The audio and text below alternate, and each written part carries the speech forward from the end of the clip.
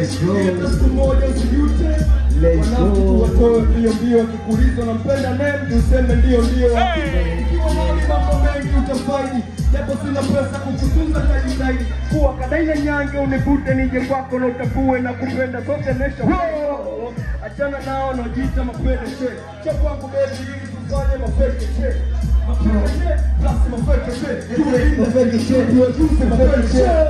Nipe, nikupe mafeke she.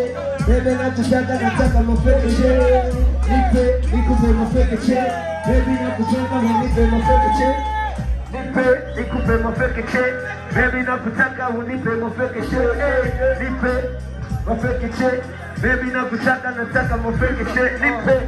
Baada ya upendo kwenye ndoa sina afadhali tangu nimeoa mambo mengi ananifanyia kama lofa nimevumilia imetosha vipi kifo kinungue acha nifichue malazi wanangu mtambue penzi lishaingia na mambo ni kuwa malazi lengo yani pande juu imekuwa ngazi sikiza nipe ananijibu wanavyotaka mama so lazima sema unachotaka anachokitaka na kipata ni mengi tusema kocha wangu kitaka kuna siku unarudi nyumbani huwa unahitaji utulivu kuongelesha kitu cha maana unahitaji sikivu wacha tutapigiwa mbichi na mbivu mpaka uniambie ulikuwa wapi na nani siku unapenda kupani kwa kuuliza wengi nimechelewa foleni sababu niende unapomshitua sawa ni lengo kudanganya maji mambo kile kenge Nipe mafeke che, nataka unipe zaidi nipate mafeke che.